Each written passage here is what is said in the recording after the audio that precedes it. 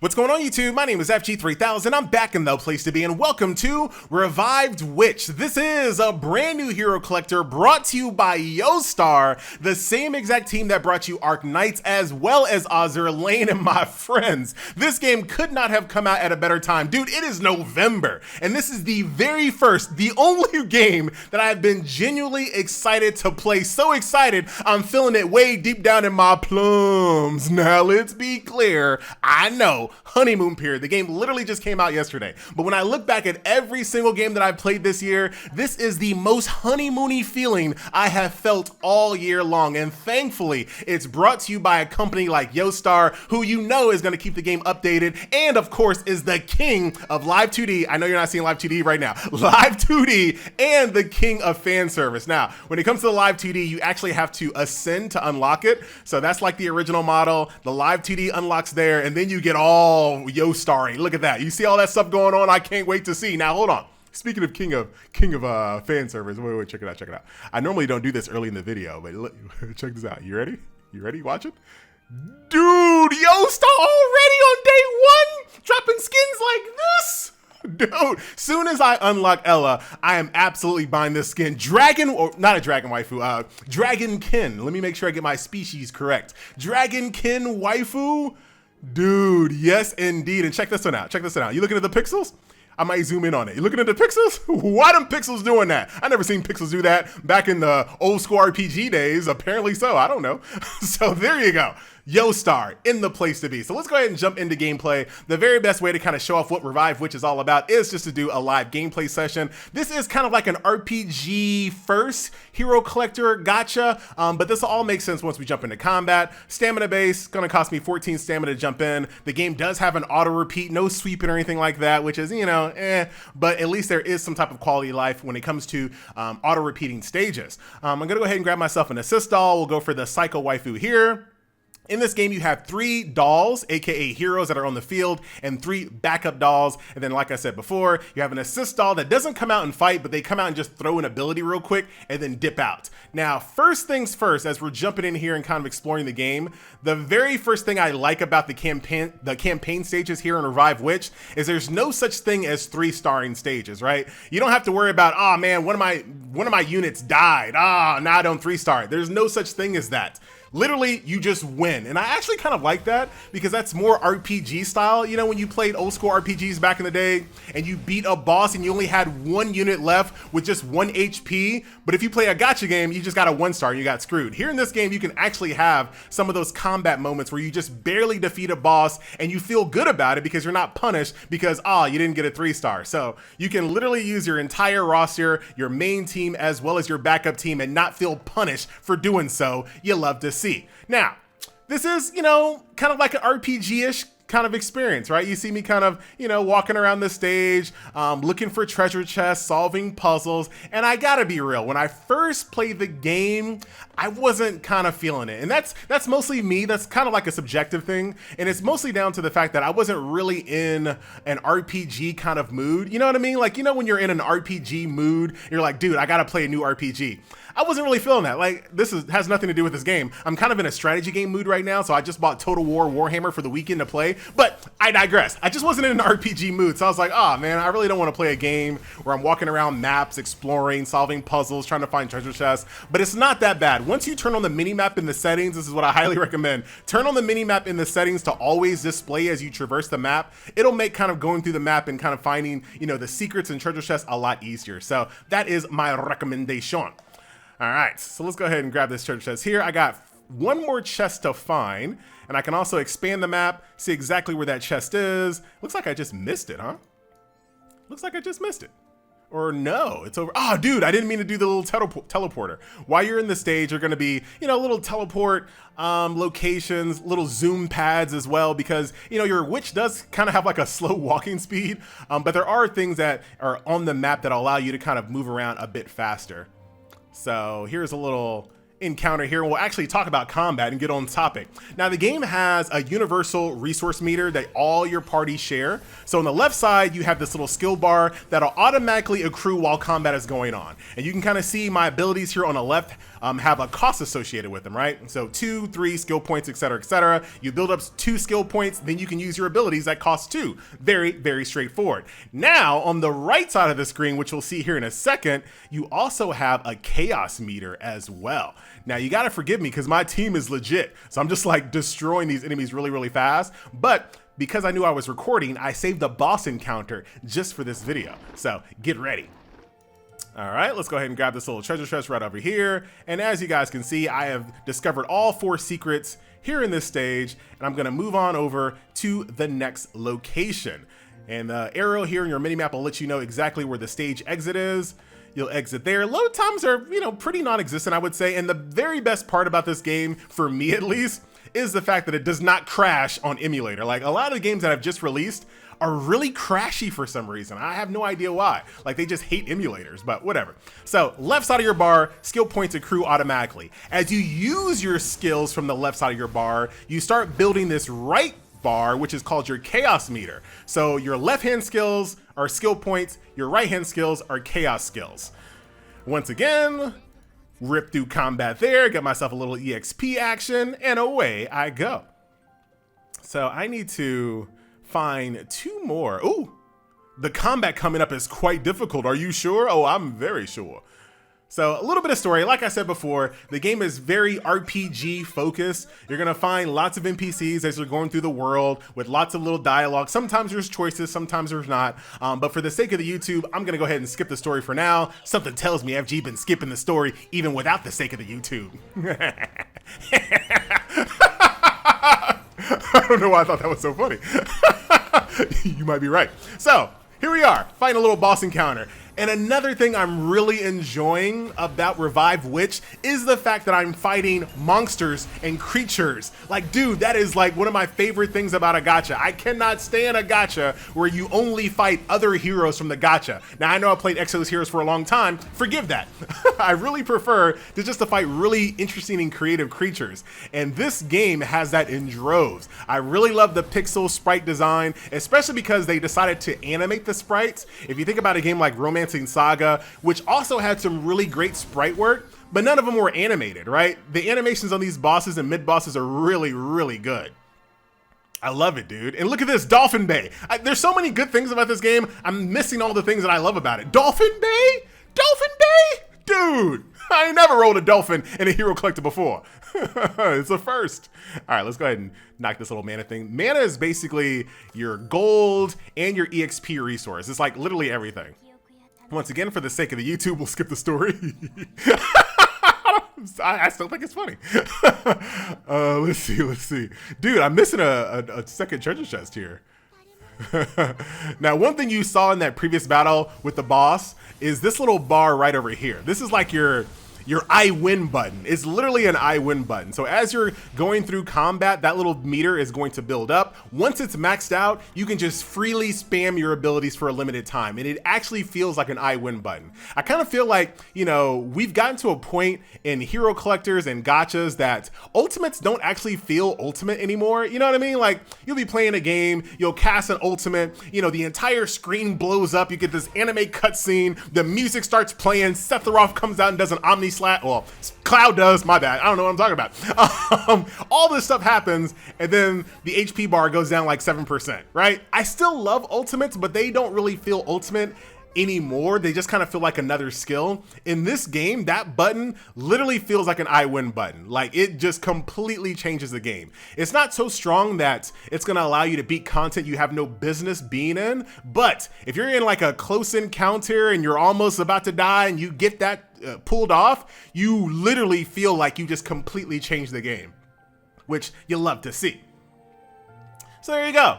A little bit of combat there, a little bit of exploration, a little bit of boss action, a little bit of NPC dialogue, and then out you go. So that is the little final chapter there. you get your little chest reward exploration things, and you move on to the next node. Right now I'm on chapter 2. Looks like there's chapter 1, 2, 3, and 4. They're actually pretty long, so don't let this fool you, and I bet you there's more content that I just don't have unlocked yet. These look like something. I don't know what they are, but they look like something. Outside of the main campaign world, you also have the Dreamland. Now, normally I don't spend a lot of time on your daily resource grinds because they're really kind of straightforward. Your mana Dreamland is really just a straightforward resource grind. Like I said, mana is what you use to kind of upgrade almost everything in this game. It's gold, it's experience points, it's everything. This is like the bread and butter of the world. So you're gonna be constantly farming this stage. Nothing really to speak of. You beat the stage. Once you beat it, even with just one person alive, you then unlock auto, which you can then just auto repeat all day long. So that is that. Now, the thing I do want to bring your attention to is the daily resource grinds for your characters. So you have Ascension, you have equipment, and you have skill materials. So let's just jump over here to Ascension for a second. Now, if you need Ascension materials for your Guardians or your healer characters, you can only use Guardians or healers in that stage. I actually really love that, because what that does is it forces you to kind of dig deep in your roster and use and create teams that you might have never done before. And that also, in a game like this, allows you to kind of enjoy all the other sprite work that you might have never seen. Like this character right here is the lowest rarity. He's like an R rarity. I would have never used his character under any other circumstance. But since I need a team filled with Guardians and healers, I'm using this guy. And I'm like, dude, he looks pretty good. He's looking pretty good. Very, very nice. Dude, I'm loving the bosses here. Like, I haven't really been playing the game on manual, truth be told, but I'm just loving just the visual splendor of everything. Everything just looks so good. Now, I know maybe if you don't like pixel art, maybe it's not doing it for you, but there is just a lot of, you know, TLC in this game. Just a ton of it. Show you another one here. This is the Assassins and Destroyers. So this stage is limited to Destroyers, Assassin, and Witch class only. Now your Witch is your main character. I stopped using my Witch a long time ago, but you know, I digress. Here's this costume right over here you get for free. And look at her, she's throwing shortcakes at people. Dude, that's awesome.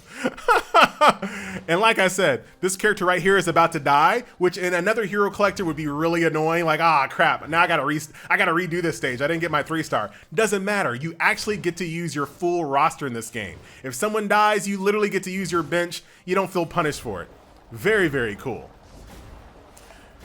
Dude, calm down. What is even happening right now? I don't even know what's happening right now. I might have to read a couple of skills on these characters. And like I said, that's kind of like the pro of having these stages force you to use specific character classes, because you get to explore characters that you might have never used before. Like, I don't even know what ability just happened. I literally just threw this team together just because. So I might have to see who does what happened there. That was crazy. So Guardians and Healers, Destroyers and Assassins, and then Mage and Compellers are the classes that you can use in these stages. And the same thing happens with equipment. If you need equipment for your Guardian, you got to use Guardians. You need equipment for your Assassins, you got to use Assassins. Once again, this kind of pushes you to level up more and more character classes. So very, very awesome. So that is your adventure, your campaign mode. That is your daily resource grinds, which actually feel like the best daily resource grinds I've ever done in a game. Like, they actually feel really good. Outside of the gameplay, you also have this little area, which is called your Witch's Courtyard, which is kind of like a, I don't want to call it like a city builder. It's not like, you know, that time I was reincarnated as a slime, not to that level, but it is to that degree a little bit. So you have your magic tree, which is going to be like your main base of operations. This is going to dictate how high of a level all these other buildings can go. Pretty much what you might expect. There's an alchemy lab, which allows you to take low tier gear to upgrade it to higher tier gear or higher tier materials. A little passive resource generation. Mirror of the other world is going to be your tried and true dispatch mode. I was going to say daily resource grind. Your dispatch mode. Send your characters out on a mission. They come back in a few hours with goodies. Once they do come back, they get really tired though, and they can't go back on a mission until they rest in the cottage. And my friends, I know this might sound hyperbolic. I've been hyperbolic this entire video, but this might be my favorite setting for a housing system ever, right? I've made housing systems in games that are farms, dorms, schools. What else have we done? Like all castles, but I love a cottage. Just a little cottage, dude. I'm feeling like I'm playing an old school RPG. Check it out, check it out, check it out, check it out. Look at this. Look at this. Dude, I'm getting some Stardewy Valley vibes. Look at this. Dude, I cannot wait to build my cottage here. All kinds of wallpapers, windows, couches, little decorations, and I'm sure they're going to be exclusive ones for events coming soon. Very, very nice. I cannot wait to make my little old school RPG cottage my own. And as you guys can see here, this is only the first floor. There's going to be more floors to come. Decorating, very, very easy. Look at this. Very, very easy. Now, obviously, it's in 2D and they're sprites, so you're not going to be doing any rotating or anything like that. But, you know, really, really easy to set up. Put things exactly where you want them. Wham, bam, thank you, ma'am. So very, very nice. As you're in here, they are going to start feeling a little better. As you guys can see, these are the characters that I just put out on dispatch missions. Once they get all their, their stamina back, I can throw them back out there to get myself some more dispatchy goodies. So that is that. Very, very nice. Outside of that, that's pretty much all I have unlocked at the moment. I will be doing some follow-up videos. Really, FG, some follow-up videos. Really, you've been saying that the last 3 videos. I ain't seen a follow-up yet. This time for show. All right, this time for show. Friends list, I already posted my friend code on my community page. I show you which courtyard. Archive just shows you what you've done. Commission board is like your achievements. Workshop, pretty straightforward. This is a place here where you can forge your gear. Now, this is going to be one of those games where you can kind of reroll stats as well. So if I want to, unlock, or can you reroll? Actually, let me take that back. I'm not sure. I'm going to shut up on that one. I don't know if you can reroll these or if you can just add stats to it. And you just have to like get another piece of gear and hope that it has the right stats. I'm not sure. But this is going to be where your grind comes in. Your long-term gameplay is getting a good piece of gear, enhancing it with some enhanced stones, ascending it with like duplicates or other types of gear that meet the same exact rarity level, and then enchanting it to unlock things here or maybe reroll. I don't know. I just started playing the game yesterday. Don't hold me to that right now. I already showed you dolls. We talked about adventure, and I showed you some of those nice costumes. When it comes to the cash shop, believe it or not, this is Yostar, which they're usually pretty good when it comes to not kind of overdoing it with things to buy. What I think I'm going to, ooh, look at this, free. Very nice. What I think I'm going to do in this game when it comes to topping up, I'm not going to do it in this video. Like I said, I'm going to see how long the honeymoon period lasts. Probably going to get the monthly card because the monthly card, $3, that'll trigger your first top-up reward, which will get you Luan here. I think that's her name. And it also gets you some sunglasses for your witch that I probably will never put on. But that's very, very nice. That'll get you that. But most importantly, if you buy this growth fund, which is, I think this is going to be my main purchase. This is going to be my kind of my first purchase, and I'll see how the events go and the upgrade schedule or the update schedule goes. But if you buy this growth fund, you're going to get, diamonds as you hit milestones. So once you hit level 15, you'll have enough diamonds to turn around and then buy the battle pass, which costs 128. You see that? So I'm going to grab the growth fund, get to level 15, and then buy the battle pass, which will give me Ella here. And then I'll keep on leveling, get enough stones. That way I can then go over here and buy the costume that I'm looking for. Very, very. I hope she's good. I didn't even look at her stats or anything, but I hope she's good. So yeah, there you go, man. What a nice surprise. I was not like looking forward to this game at all. Like when I saw screenshots of it, I was like, meh, whatever, we'll see. Even though it was by Yostar, I wasn't really kind of feeling it. But the next thing I know, I'm playing with Dolphin Bay, right? Next thing I know, Dolphin Bay's here. So there are 3 banners that are currently in the game: the Awakening banner, the exclusive banner, and then the Soul Summon banner, right? So the difference between these, the Awakening banner is a rate up banner, but she's not exclusive. You can get her out of the general banner. You can get her out of the general pool. So yeah, the rate is higher in this banner, but you can get her on accident in this banner if you want to. The exclusive summon, this character you can only get out of this banner, and she's not in the pool yet. I'm sure just like in all games, they'll be added to the pool eventually. Very, very nice. Queen of the Forest. I'll get some dupes here. When you get duplicates, you get this little currency here, which will allow you to buy things out of the shop as well. So very, very nice.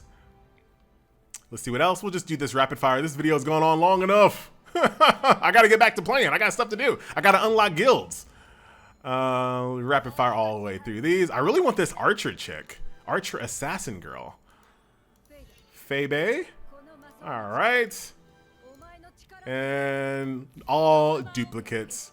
Ripperoonie. But you know what? These are some really awesome characters. Not mad about that. As you guys can see, the pity is different on every single banner. So 80 pities here to get me a guaranteed Dolphin Bay, but I was lucky enough to get her already. 55 more, I'll get little Archer Bay here, and then 80 over here. So all of the pities are separate depending on the banner. But that will do it. Ladies and gentlemen, boys and girls, a nice little look at Revived Witch.